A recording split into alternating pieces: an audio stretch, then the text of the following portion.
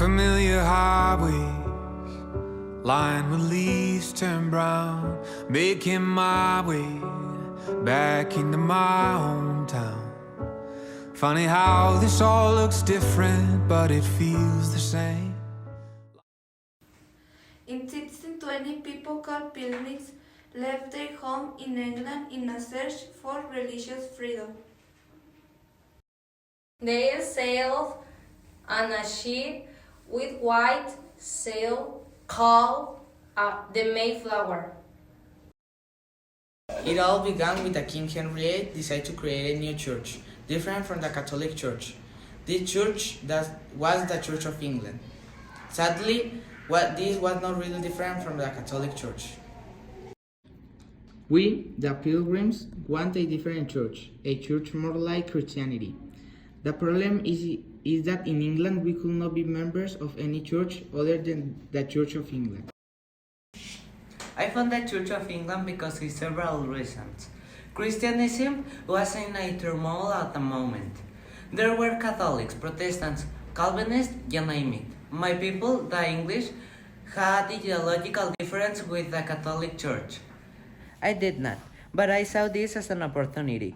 My people want something different and I want something different.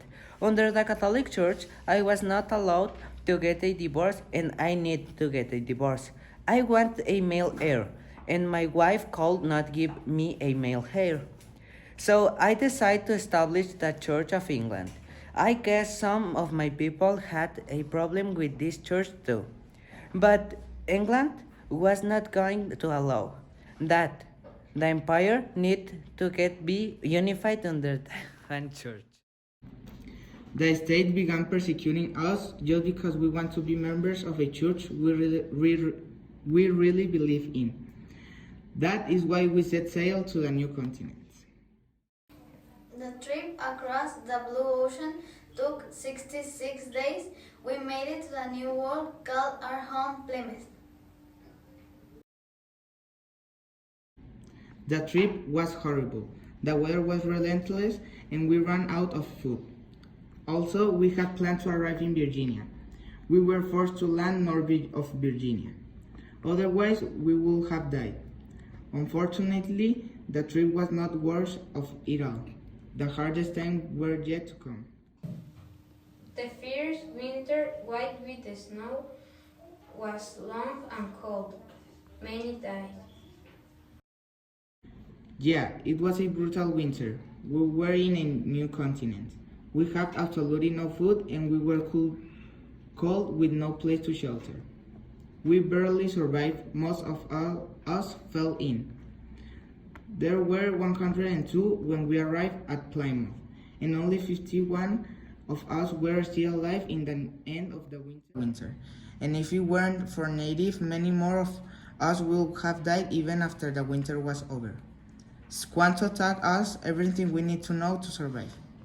Squanto typically stole what they needed to survive. Squanto showed them how to build some houses, to cultivate some popcorns, and to chase some deer and turkeys. Hi, my name is Squanto. Well, my name is actually Tisquanto, but the pilgrims call me Squanto. I was born about the 1580s in Plymouth, Massachusetts. In 1614, some men of the Patuxet tribe and I, also a member of the Patuxet tribe, were captured and sent to England by a man called George Weymouth. While we were in England, we lived with a man called Fernando George, the man who taught me English and also the man who hired me to be a guide for him. Later, I was captured by Thomas Hunt. He had planned to sell me into slavery, although I was able to escape and I was able to return to my birthplace in 1619. When I came home, I found that disease exterminated my people, the Patuxet, so I had to live with the Wampanoags. In 1621, I met the Pilgrims, and thanks to my ability to communicate in English, I wanted to help, so I began to be their interpreter and guide for the Pilgrims, due to their inability to understand anyone in this continent. Besides being their interpreter and guide, I also taught them how to plant corn, how to catch fish, where to find fruits and seeds. In other words, I taught them how to survive and be prepared for the winter. It was not as pretty as you told each year though. Tisquantum did not start to live with us. One of our leaders, Mossaside, did not trust Tisquantum. He was convinced that trouble troubled him, so he kept Tisquantum arrested. I guess things changed when our confederation ran out of food and starved to death because of some problems with other natives in the region. Our confederation was in a crossroads. Massasoit had an idea.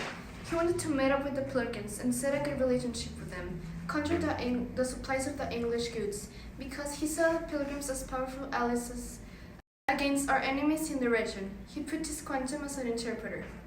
Massasoit had good reasons not to trust Tisquantum. Tisquantum even tried to put the Pilgrims against Massasoit.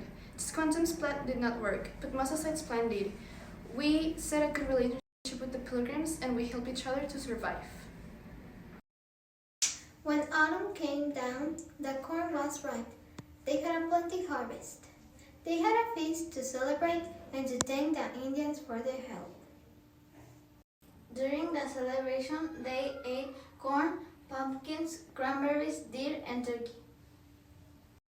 Nowadays, people in the USA celebrate the Thanksgiving Day in the last Thursday of November. On this day, people thank for the good things they have in their lives: family, friends, love, and peace.